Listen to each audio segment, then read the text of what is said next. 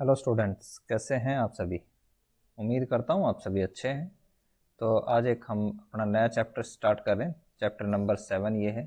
और इस चैप्टर के अंदर जो है हम पढ़ेंगे आपका इन्वेस्टमेंट फंक्शन, कि आपका जो निवेश फलन होता है वो क्या है, और क्या क्या किस किस टाइप के आपके इन्वेस्टमेंट होते हैं, और क्या जो आप जब पैसा इन्वेस्ट करते हैं तो आप किन किन चीज़ों का जो इफेक्ट है आपके इन्वेस्टमेंट के ऊपर या आपके निवेश के ऊपर पड़ता है। तो चलिए फिर आज की क्लास हम स्टार्ट कर लेते हैं। फर्स्ट चीज़ आती है जो आपकी, वो है कि आपका जो इन्वेस्टमेंट है या जो आपका निवेश है, उस निवेश का अर्थ क्या होता है, इन्वेस्टमेंट आपका क्या होता है। कि बेसिकली जो आपका इन्वेस्टमेंट है वो एक ऐसे एक्सपेंडिचर को शो करता है जो कि आपकी जो कैपिटल असेट्स हैं, जो आपकी मशीनें हैं और जो आपका प्लांट है, आप ऐसी चीज़ों के ऊपर पैसा खर्च करते हैं जो कि आपके क्या है, ओवरऑल प्रोडक्शन को क्या करे, इंक्रीज करे, कि उत्पादन को क्या करे, ये बढ़ाए। तो उस चीज़ को हम बोलते हैं इन्वेस्टमेंट। कि आप एक ऐसा एक्सपेंडिचर जो कि आपके कुछ गुड्स के अंदर जो है उनको इंक्रीज करे। फॉर एग्जांपल कि जो आपके पास जो कैपिटल स्टॉक है, कि पहले अगर मान लेते हैं आपके पास एक मशीन थी, तो अब जब इन्वेस्टमेंट करें नया, तो जो आपका कैपिटल स्टॉक है, कि पहले आपके पास एक मशीन थी तो ये एक कैपिटल स्टॉक आपके पास था, तो जब आप न्यू इन्वेस्टमेंट करेंगे तो इस कैपिटल स्टॉक में क्या होगा, ये इंक्रीज होकर कि आपके पास टू मशीन हो जानी चाहिए, उसको हम बोलते हैं इन्वेस्टमेंट। तो इन्वेस्टमेंट इज दस इम्प्लीज एज अ कैपिटल फॉर्मेशन, कि आपका क्या है, एक तरीके से जो आपकी पूंजी है उसमें निर्माण करता है, उसको बढ़ाता है, जो आपकी मशीनें हैं उसको इंक्रीज करता है। तो कहीं ना कहीं इसका जो रिलेशन होता है वो आपका प्रोडक्शन के साथ होता है।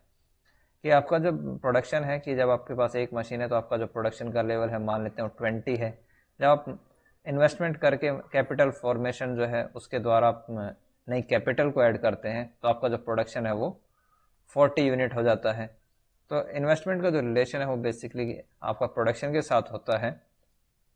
और आपका इन्वेस्टमेंट जो है आपकी प्रोडक्शन कैपेसिटी यानी कि जो उत्पादन की क्षमता है उसको बढ़ाता है। और कोई भी जो कंट्री हो या कोई भी कंपनी हो, वो अपने इन्वेस्टमेंट को बढ़ाना चाहती है, क्योंकि कहीं ना कहीं इसका इन्वेस्टमेंट का जो रिलेशन होता है वो आपका होता है ग्रोथ एंड डेवलपमेंट के साथ, यानी कि आपके आर्थिक वृद्धि और आर्थिक विकास के साथ जो है निवेश का संबंध होता है। तो उसके बाद अगर हम बात करें कि आपका जो इन्वेस्टमेंट है वो दो टाइप के बेसिकली इसमें इन्वेस्टमेंट हो सकते हैं। एक आपका होता है फाइनेंशियल इन्वेस्टमेंट, जिसको हम हिंदी में बोलते हैं वित्तीय निवेश। और दूसरा आपके पास होता है रियल इन्वेस्टमेंट, जिसको हम बोलते हैं वास्तविक निवेश। पहला आपके पास क्या है, वित्तीय निवेश है, और दूसरा हमारे पास क्या है, वास्तविक निवेश।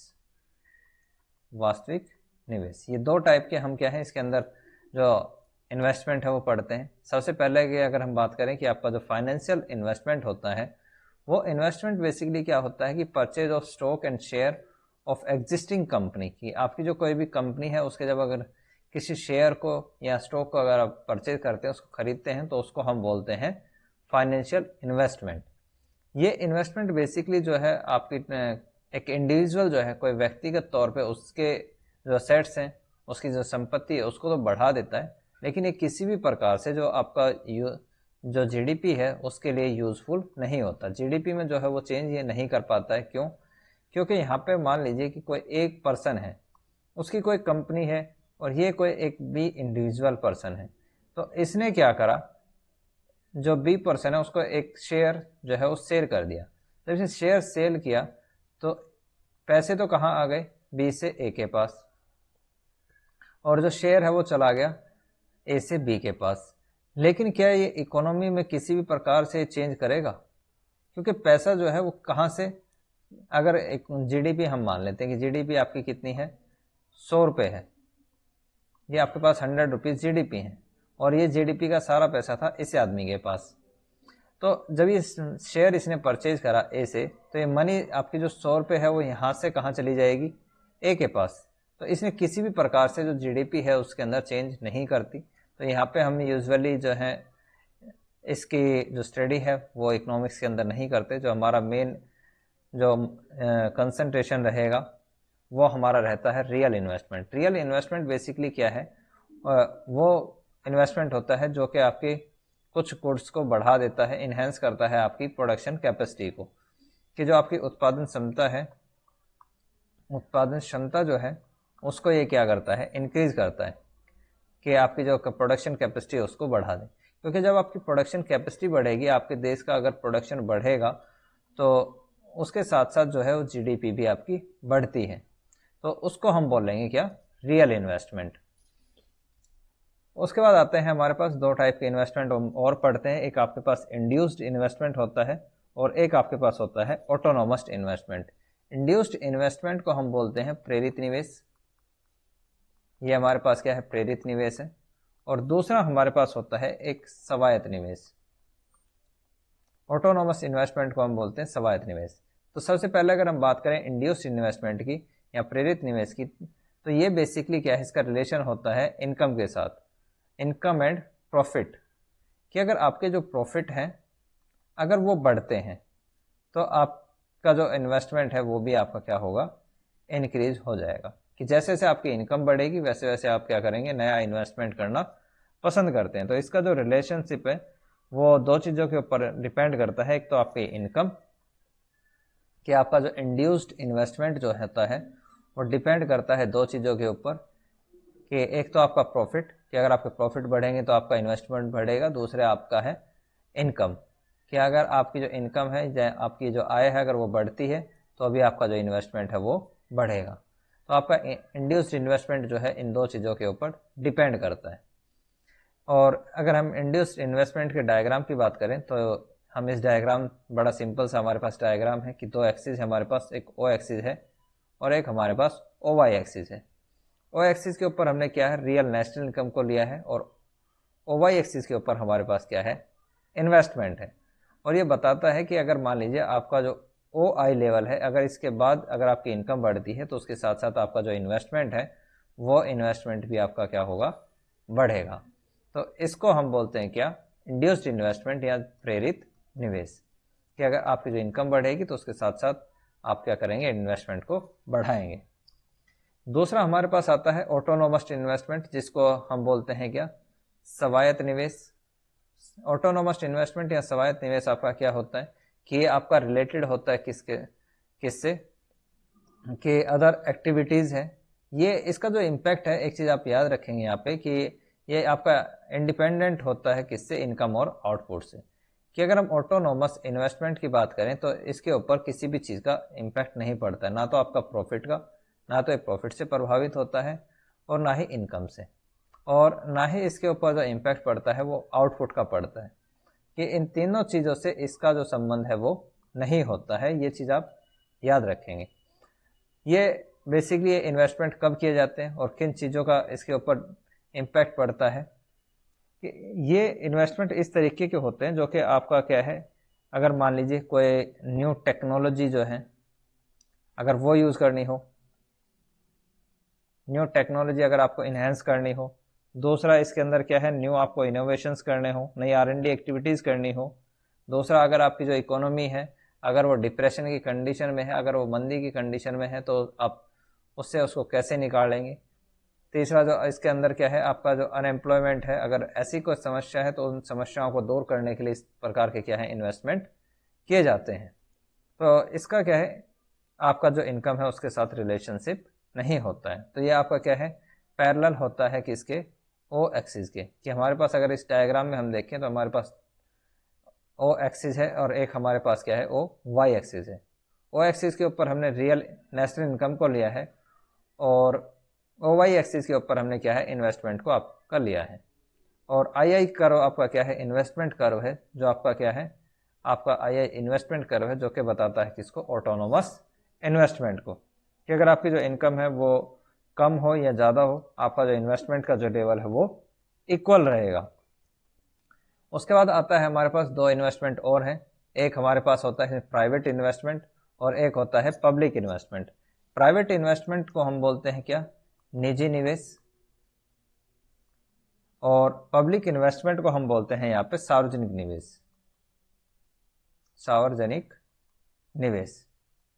तो ये दो चीज़ हम इसको बोलते हैं। सबसे पहले अगर हम बात करें प्राइवेट इन्वेस्टमेंट या जो आपका पास निजी निवेश होता है, इसका जो रिलेशनशिप होता है वो एक इंडिविजुअल प्राइवेट पर्सन के साथ होता है, कि ये किसी निजी व्यक्ति से संबंधित होता है, जो कि आपका इन्वेस्टमेंट करा जाता है किसके लिए, प्रॉफिट अर्न करने के लिए।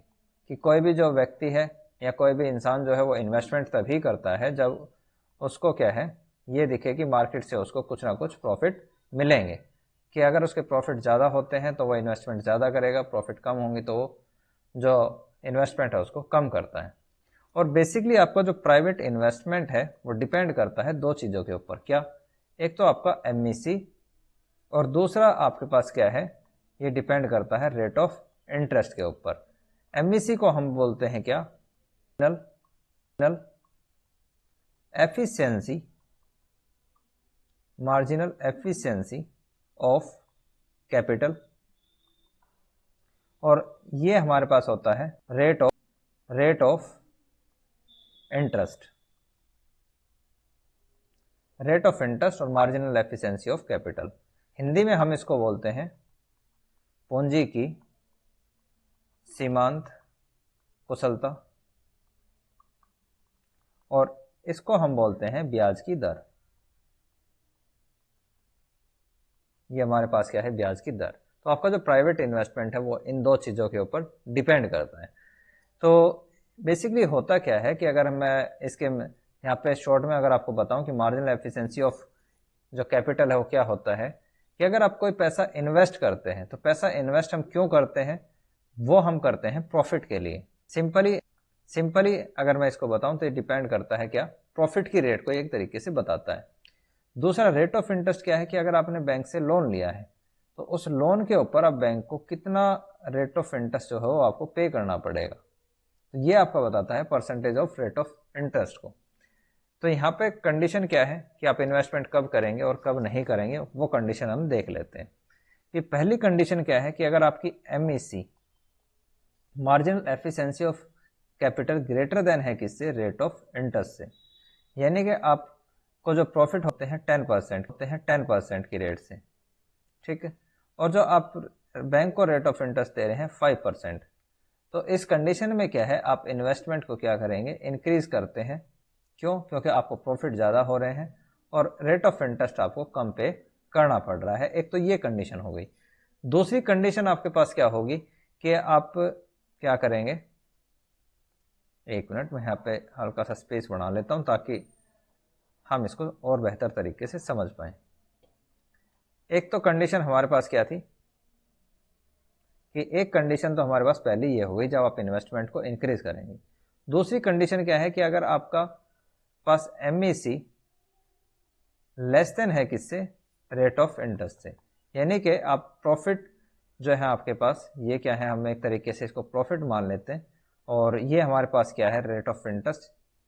और रेट ऑफ इंटरेस्ट हमारे पास मान लेते हैं कि अब की बार कितना है? 20% है, और जो आप प्रॉफिट अर्न कर रहे हैं वो कितना कर रहे हैं? 10%। तो ऐसी कंडीशन के अंदर क्या है, आप बैंक को ज़्यादा रेट ऑफ इंटरेस्ट जो है आपको देना पड़ रहा है। तो ऐसी कंडीशन के अंदर कोई भी इंसान जो है वो इन्वेस्टमेंट नहीं करेगा। क्यों? क्योंकि उसको जो लोन का रेट ऑफ इंटरेस्ट है वो ज़्यादा पे करना पड़ रहा है। तो यहाँ पे जो आपका इन्वेस्टमेंट होगा, इन्वेस्टमेंट वो आपका क्या होता है? कम हो जाएगा। निवेश आप क्या करेंगे इस कंडीशन के अंदर? कम करेंगे। आपका निवेश क्या है? कम हो जाएगा। तो ये आपका होता है प्राइवेट इन्वेस्टमेंट। उसके बाद आपका जो सेकंड इन्वेस्टमेंट इसके अंदर आता है उसको हम बोलते हैं पब्लिक इन्वेस्टमेंट। पब्लिक इन्वेस्टमेंट या हम इसको बोलते हैं सार्वजनिक निवेश। ये इन्वेस्टमेंट जो है बेसिकली जो कोई भी गवर्नमेंट है, गवर्नमेंट हो गई जो वो करती है सेल्फ, जो लोकल सेल्फ गवर्नमेंट है किसी भी कंट्री की, वो इस तरीके के इन्वेस्टमेंट करती है। जैसे अगर बात करें कि इंडियन गवर्नमेंट जो है उसने एक रोड बनाया है, कहाँ से? सोहना से, और वो गुरुग्राम के लिए जैसे रोड बना रही है, गुड़गांव के लिए। तो वो क्या है? एक तरीके का पब्लिक इन्वेस्टमेंट है। उसका मोटिव जो है वो प्रॉफिट अर्न करना नहीं होता, बल्कि गवर्नमेंट क्या करती है? वेलफेयर के लिए जो है वो इन्वेस्टमेंट करती है। जैसे अब अगर एक और हम एग्जांपल लें कि अभी कोविड का टाइम है, कोविड-19 जो है अभी चल रहा था, तो गवर्नमेंट क्या है? अभी मेडिसिन के ऊपर काफ़ी खर्चा कर रही है। तो जो गवर्नमेंट ने मेडिसिन के ऊपर खर्चा किया है वो भी क्या है? एक तरीके का इन्वेस्टमेंट है। लेकिन उस इन्वेस्टमेंट से गवर्नमेंट क्या है? प्रॉफिट अर्न नहीं कर रही। तो ऐसे इन्वेस्टमेंट को हम बोलते हैं पब्लिक इन्वेस्टमेंट। नेक्स्ट हमारे पास जो आता है वो है आपका gross investment and net investment. कि जो आपका इन्वेस्टमेंट होता है उसको हम दो पार्ट में डिवाइड कर सकते हैं। एक हमारे पास होता है कुल निवेश, इसको हम बोलते हैं ग्रॉस इन्वेस्टमेंट को कुल निवेश, और एक हमारे पास जो होता है नेट इन्वेस्टमेंट जिसको हम बोलते हैं शुद्ध निवेश, इसको हम बोलते हैं शुद्ध निवेश। तो बात करें अगर हम ग्रॉस इन्वेस्टमेंट की, तो ग्रॉस इन्वेस्टमेंट के अंदर आपके क्या हैं, दोनों टाइप के आपके इन्वेस्टमेंट जो हैं वो इंक्लूड होते हैं। एक आपका नेट इन्वेस्टमेंट और दूसरा होता है आपका रिप्लेसमेंट इन्वेस्टमेंट। तो यहाँ पे जो आपके लिए समझने वाली जो मेन बात है इस ग्रॉस इन्वेस्टमेंट में, कि आपका ग्रॉस इन्वेस्टमेंट क्या है, समीशन होता है नेट इन्वेस्टमेंट प्लस में रिप्लेसमेंट इन्वेस्टमेंट का। तो सबसे पहले जो इंपॉर्टेंट चीज़ है कि आपका रिप्लेसमेंट इन्वेस्टमेंट क्या होता है। रिप्लेसमेंट इन्वेस्टमेंट को हम हिंदी में बोलते हैं पुनर्स्थापन निवेश, इसको हम बोलते हैं पुनर्स्थापन निवेश।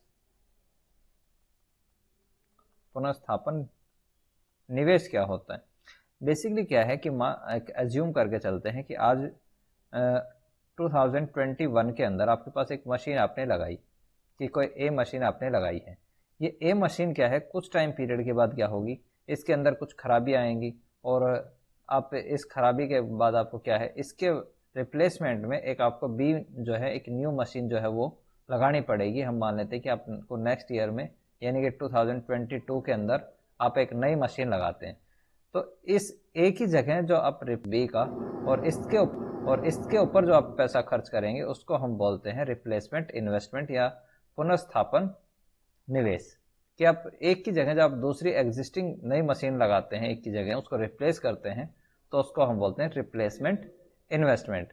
ये आपका क्या है कि when the capital goods of machine tool extra are use continuously, तो इसके अंदर क्या है कुछ ट्रेंड्स आते हैं किसके, डेप्रिसिएशन की, कि कुछ टोट फूट होती है तो उस टोट फूट के ऊपर भी हम क्या है पैसा खर्च करते हैं, तो उसको भी हम क्या है रिप्लेसमेंट इन्वेस्टमेंट के अंदर ही रखते हैं। तो आपका ग्रॉस इन्वेस्टमेंट बेसिकली क्या होता है, जी आई से हम इसको डिनोट कर लेते हैं, और ये है आपके पास नेट इन्वेस्टमेंट प्लस में रिप्लेसमेंट इन्वेस्टमेंट। कि अगर आपका नेट इन्वेस्टमेंट जो है अगर वो आपके पास 100 है और रिप्लेसमेंट इन्वेस्टमेंट आपके पास 50 है, तो ग्रॉस इन्वेस्टमेंट जो है आपके पास कितना आ जाएगा 150, यानी पास क्या आ गया रुपये, आपके पास क्या आ गया ग्रॉस इन्वेस्टमेंट। उसके बाद हमारे पास आता है net investment. Net investment basically क्या है कि net investment is that investment such result which of their is increase in the capital stock. It means कि ये आपका जो कैपिटल स्टॉक है, कि पहले अगर मान लीजिए आपके पास 2021 के अंदर कोई ए मशीन है, यानी कि इसकी जो क्वांटिटी है हम उसको मान लेते हैं कि आपके पास कोई एक मशीन है। तो जब आप एक नया इन्वेस्टमेंट करते हैं 2022 के अंदर आप इन्वेस्टमेंट करते हैं, और इस इन्वेस्टमेंट के कारण आपकी जो मशीनों की संख्या है वो आपकी हो जाती है 3। तो ये जो आप इन्वेस्टमेंट करेंगे, जो आपने एक्स्ट्रा इन्वेस्टमेंट करा है और आपका जो कैपिटल स्टॉक है जो बढ़ता है, इसको हम बोलते हैं क्या, नेट इन्वेस्टमेंट। तो ये आपके पास क्या आ जाता है, नेट इन्वेस्टमेंट आपका आता है। तो अगर आपको ग्रॉस इन्वेस्टमेंट दिया हो, कि ग्रॉस इन्वेस्टमेंट अगर मान लेते हैं आपको दिया है 100, और एक आपको दिया हो रिप्लेसमेंट इन्वेस्टमेंट, कि अगर आप जो है किसी मशीन को रिप्लेस कर रहे हैं तो उसके ऊपर जो आपने खर्चा किया है, यानी कि आपने एक नई मशीन को रिप्लेस करा है पुरानी मशीन के साथ, तो उसके ऊपर जो खर्चा आता है रिप्लेसमेंट इन्वेस्टमेंट, वो आपके पास है कितना 50।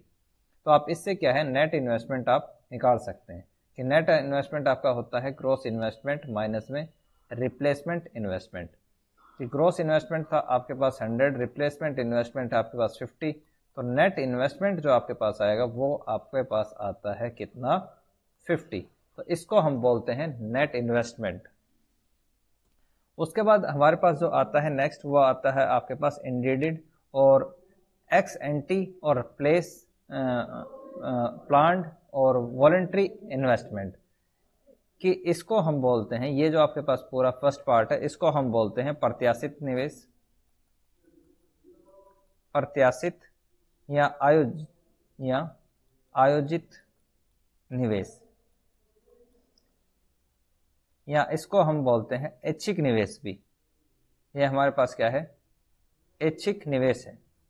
अगर हम बात करें इसकी कि आपके पास प्रत्याशित है या आयोजित, जिसको हम प्लान्ड भी बोलते हैं, या आपका वॉलंटरी इन्वेस्टमेंट क्या होता है। ये इन्वेस्टमेंट बेसिकली क्या है, एंटरप्रेन्योर जो आपके उद्यमी होते हैं, जो किसी भी फर्म जो है उसके ओनर होते हैं, उनके द्वारा किया जाता है, ताकि वो अपना जो प्रोडक्शन कैपेसिटी है उसको बढ़ाया जा सके।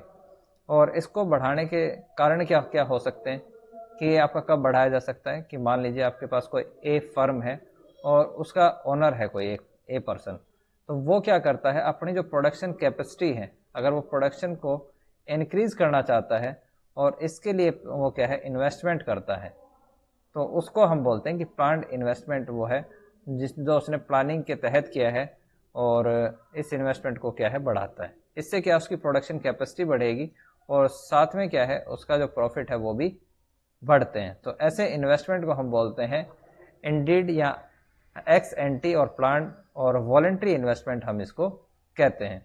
तो ये किस किस चीज़ के ऊपर डिपेंड कर सकता है कि आपका किस चीज़ के ऊपर निर्भर करता है। पहला ये करता है इंक्रीज इन डिमांड, कि अगर मान लीजिए आपकी कोई इकोनॉमी है, अगर उसके अंदर क्या है किसी गुड्स की डिमांड बढ़ती है, तो इस जो बढ़ी हुई डिमांड है इस डिमांड को पूरा करने के लिए क्या चाहिए, प्रोडक्शन चाहिए। तो आपको प्रोडक्शन को भी क्या करना पड़ेगा, उत्पादन को भी क्या करना पड़ेगा, बढ़ाना पड़ेगा। तो इसके लिए जो इन्वेस्टमेंट किया जाता है, एक तो हम वो बोलते हैं कि ये आपको प्रेरित करता है कि आप इन्वेस्टमेंट करें। सेकंड जो इसका जो मोटिव होता है कि आप जो प्रोडक्शन कर रहे हैं किसी गुड्स का, उसकी जो कॉस्ट है उसको कम किया जा सके। कि आपके पास कोई एक ओल्ड मशीन है और इस ओल्ड मशीन का आप यूज़ करके अगर प्रोडक्शन करते हैं किसी एक यूनिट गुड का, तो उसकी जो कॉस्ट है वो मान लेते हैं आपके पास कितनी है, 100 रुपीज़ आपकी कॉस्ट आती है। ठीक है, ये कब है, जब आप ओल्ड मशीन आप यूज़ कर रहे हैं। तो दूसरा क्या हो सकता है कि आप क्या करें, इस ओल्ड की जगह एक न्यू मशीन लगाएं और न्यू मशीन लगाने से क्या है आपकी जो कॉस्ट ऑफ प्रोडक्शन है एक यूनिट की वो क्या हो जाएगी, कम हो जाएगी। और ये कॉस्ट हम मान लेते हैं आपकी 50 रुपीज़ है। तो इससे क्या है जो कॉस्ट है प्रोड्यूसर की वो कम हो जाती है। और ऐसे कॉस्ट को कम करने के लिए भी क्या है प्रोड्यूसर अपना जो इन्वेस्टमेंट है उसको बढ़ा देते हैं। ये सारे के सारे जो इन्वेस्टमेंट है आपके वो प्लान्ड होते हैं, वॉलंटरी होते हैं, यानी कि जो इन्वेस्टर है वो अपनी पसंद के कारण क्या करता है, इस इन्वेस्टमेंट को बढ़ाता है। सेकंड आता है आपका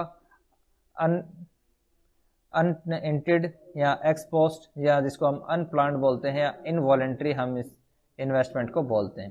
तो इसका हिंदी में क्या इसका होगा कि क्या है, अनैच्छिक, क्या है अनैच्छिक निवेश हम इसको कहते हैं। कि अनैच्छिक निवेश आपका क्या होता है कि इसके लिए जो आपका प्रोड्यूसर है, जो उत्पादक करता है, वो कोई भी प्लान नहीं करता और ये अनफॉर्चुनेटली उसकी इच्छा के बगैर भी ये इन्वेस्टमेंट उसको करना पड़ता है। कि तो ये इन्वेस्टमेंट किस प्रकार के होते हैं उसकी हम बात कर लेते हैं।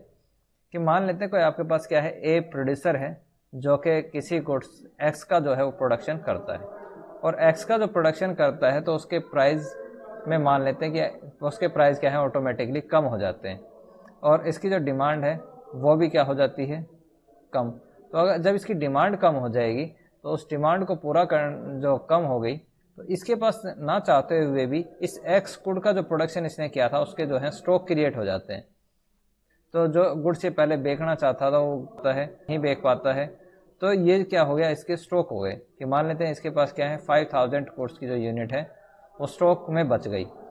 तो अभी इस 5000 यूनिट को इसको स्टॉक में रखने के लिए क्या है, एक इन्वेस्टमेंट करना पड़ेगा।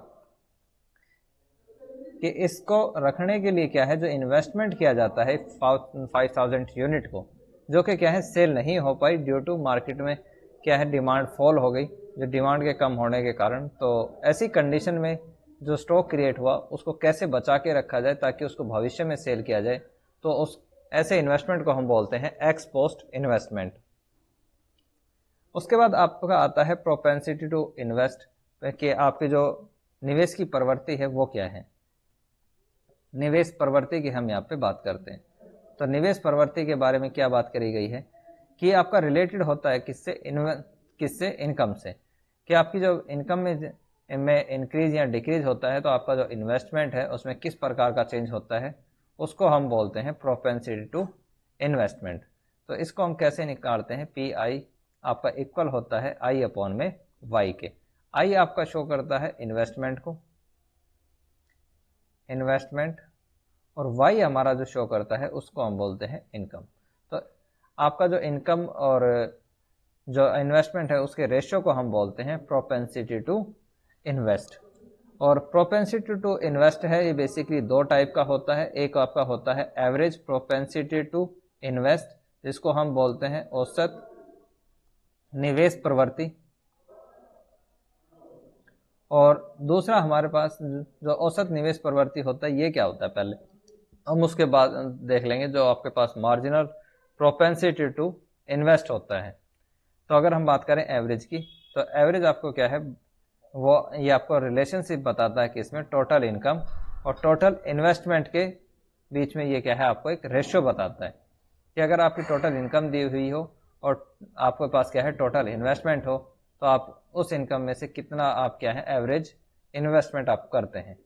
सपोज करिए जैसे एग्जांपल ही लिया हुआ है कि अगर आपकी जो इनकम है वो दी हुई हो 20 करोड़ की, आपकी इनकम कितनी है 20 करोड़ है, और आप इसमें से इन्वेस्टमेंट कितना करते हैं 5 करोड़, तो आपके पास जो आई की वैल्यू है वो दी हुई है 5 करोड़। तो आपसे पूछा है कि जो एवरेज प्रोपेंसिटी टू इन्वेस्ट है API, ये हम कितना है, तो ये हम कैसे निकालते हैं, ये आपका I अपॉन में Y से हम इसको निकालते हैं।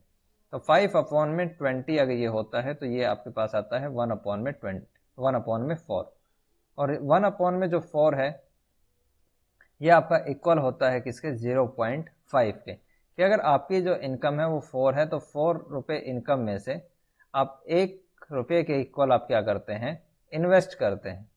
तो इसको हम बोलेंगे एवरेज प्रोपेंसिटी टू इन्वेस्ट। दूसरा हमारे पास क्या आता है marginal propensity to invest. Marginal propensity to invest को हम बोलते हैं निवेश की सीमांत प्रवृत्ति, निवेश की सीमांत प्रवृत्ति, कि आपकी जो इनकम है उसमें चेंज होने से आप किस प्रकार से आपका जो इन्वेस्टमेंट है उसमें चेंज होता है, जिसको हम लिखते हैं MPI।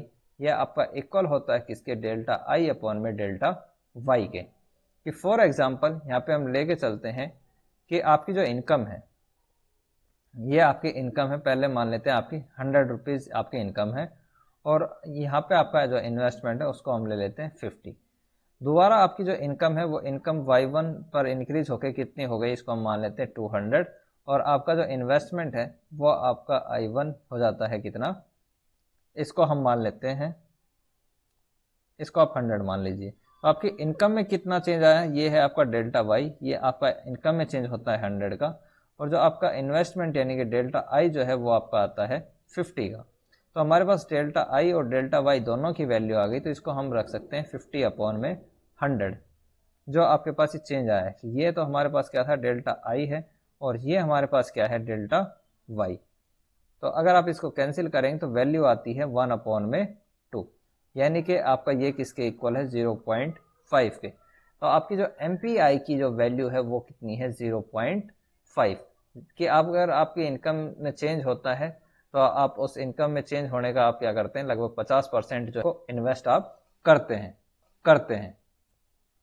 उसके बाद अगर हम बात करें डिटरमिनेंट्स ऑफ इंड्यूस्ड इन्वेस्टमेंट, कि आपका जो इंड्यूस्ड या प्रेरित निवेश जो होता है उसके क्या क्या डिटरमिनेंट्स होते हैं प्रेरित निवेश के। तो इसके दो डिटरमिनेंट्स होते हैं, एक तो मार्जिनल एफिशिएंसी ऑफ कैपिटल की पूंजी की सीमांत उत्पादकता, और दूसरा आपके पास होता है रेट ऑफ इंटरेस्ट, यानी कि जिसको हम बोलते हैं ब्याज की दर।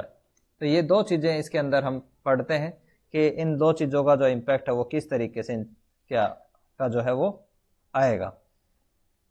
तो इनकी जो हमें रिलेशनशिप देख ली थी, तो यहाँ पे हम जो बेसिकली स्टडी करेंगे वो आपका जो है मार्जिनल एफिशिएंसी ऑफ इन्वेस्टमेंट के बारे में हम यहाँ पे पढ़ते हैं कि मार्जिनल एफिशिएंसी ऑफ इन्वेस्टमेंट आपका क्या होता है, कि सपोज कर कि मार्जिनल एफिशिएंसी ऑफ इन्वेस्टमेंट ये आपका बताता है कि जो capital refers to the expected returns on new investment project, new capital project launched in business. आपका क्या है एक्सपेक्टेड रिटर्न्स है, एक्सपेक्टेड रिटर्न्स जिसको हम बोलते हैं ये आपके पास लाभ है, या जिसको बोल लें कि अगर आप पैसा इन्वेस्ट करते हैं तो आप उससे कितना प्रॉफिट आप वो आपका शो करता है किसको इन्वेस्टमेंट को। कि फॉर एग्जांपल लेते हैं कि आपका जो इन्वेस्टमेंट है इन्वेस्टमेंट आप करते हैं कितने का, 100 करोड़ रुपीस का।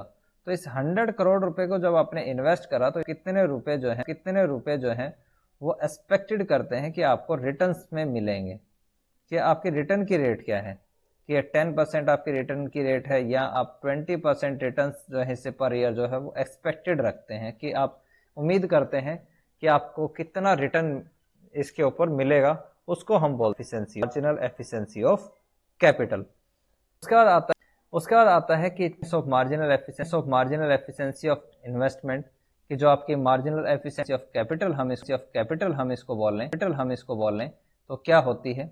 किस जो आपके पास निर्धारक तत्व होते हैं वो इसके, तो इसमें फर्स्ट आता है आपका प्रोस्पेक्टिव यील्ड।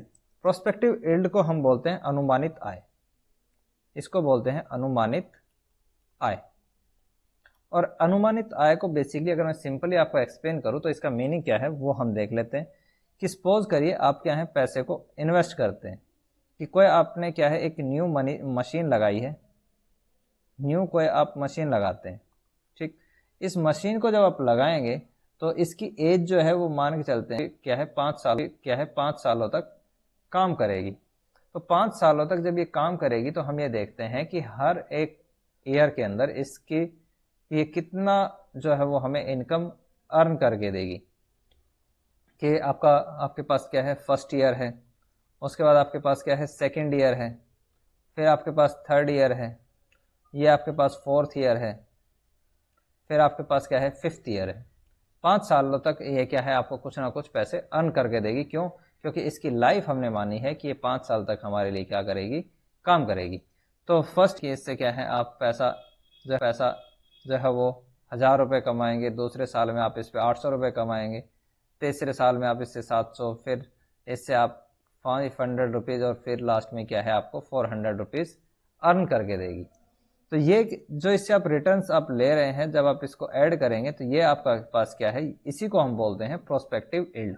कि आपका 1000 प्लस 800 1800 ये आपका हो गया, और उसके बाद 1800 प्लस 7 तो ये आपके पास हो गया 2500 प्लस 2500 प्लस 500 ये आपके पास हो गया 3000, और प्लस में आपके पास 400 ये आपके पास कितना हो जाएगा जब इसको टोटल करेंगे तो टोटल आपके पास प्रोस्पेक्टिव यील्ड जो है वो आपके पास आती है कितनी 3400 रुपीज़।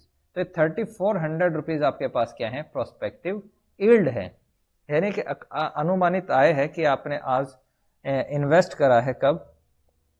हम मान लेते हैं कि आपने आज 2021 में आपने पैसा इन्वेस्ट करा, कि आपने 2021 के अंदर 3000 रुपये इन्वेस्ट करे थे इस मशीन के ऊपर, और आपको ये उम्मीद है कि आप 2026 तक यानी कि 2026 तक यानी कि नेक्स्ट 5 ईयर के अंदर आप इससे कितना पैसा कमाएंगे। आप इससे पैसा कमा सकते हैं 3400 रुपीज़। तो ये 3400 रुपीज़ आपकी क्या है एक्सपेक्टेड यील्ड है, और ये आपका कितना था, ये आपने क्या है इन्वेस्टमेंट। तो दो चीज़ें हमारे पास निकल के आई, इसी से हम क्या है निकाल सकते हैं एक और चीज़ कि net prospective yield. Next prospective yield भी हम इसी से यहाँ से निकाल सकते हैं। कैसे? कि आपने पैसा तो जो इन्वेस्ट करा था 3000 वो ये तो आपका क्या है इन्वेस्टमेंट है, ये आपका, और इसी को हम क्या है कॉस्ट आपके पास सकते हैं कि आपके पास कॉस्ट है, और दूसरा हम कि है कि आपने इनकम कितनी जनरेट करी है, तो ये हमारे पास है। तो इसको क्या है एक बार मैं इरेज करता हूँ। अब देखते हैं कि आपने इन्वेस्टमेंट करा था कितने का, इन्वेस्टमेंट था आपका यानी कि आपका जो इनकम, चलिए इनकम लिख दिया मैंने, तो इनकम हमारी कितनी जनरेट होती थी 5 ईयर के अंदर 3400 रुपये, और आपने इन्वेस्टमेंट कितना किया था, आपने इन्वेस्टमेंट किया था 3000 का। तो अब आपका जो प्रॉफिट है वो कितना है आपके पास 400। तो ये जो 400 है ये 400 ही क्या है आपके पास नेट प्रोस्पेक्टिव यील्ड है, यानी कि ये आपके पास क्या है शुद्ध अनुमानित आय है। ये क्या है शुद्ध अनुमानित आय, यानी कि नेट प्रोस्पेक्टिव यील्ड हम इसको बोलते हैं। उसके बाद हमारे पास आता है सप्लाई प्राइस। सप्लाई प्राइस क्या है कि अगर आपके पास कोई एक मशीन है और उस मशीन की की जगह जब आप दूसरी मशीन लगाते हैं तो उसको हम बोलते हैं सप्लाई प्राइस। कि मान लेते हैं आपके पास कोई ए मशीन है, ए मशीन है जो कि आपकी क्या हो गई, पुरानी हो गई, और इस मशीन को आप क्या करना चाहते हैं, रिप्लेस करना चाहते हैं, यानी कि इसकी जगह आप क्या है दूसरी मशीन जो है वो लगाना चाहते हैं, कि आप कोई बी मशीन इसकी जगह यूज़ करना चाहते हैं। तो जो आप बी न्यू मशीन आप अगर आप लगाएंगे तो उसकी जो कॉस्ट आएगी उसको हम बोलते हैं रिप्लेसमेंट कॉस्ट या रिप्लेसमेंट इन्वेस्टमेंट बोलते हैं, या इसी को हम क्या है सप्लाई प्राइस भी हम इसको बोल सकते हैं। तो ये हमारे पास होता है कि मान लेते हैं कि इसकी जो नई कॉस्ट है वो है आपकी 1000 करोड़ या 1000 रुपीज, जो भी आप इसको मान लें, तो ये आपके पास क्या है सप्लाई प्राइस है। तो ये हम इसको बोलते हैं। तो ये थी आज की आपकी क्लास, और नेक्स्ट क्लास जो है वो हम कल करेंगे। तो तब तक आप इस लेक्चर को देखें, अगर आपका कोई भी डाउट है तो आप क्वेश्चन पूछ लीजिए। तो तब तक के लिए all the best, have a nice day.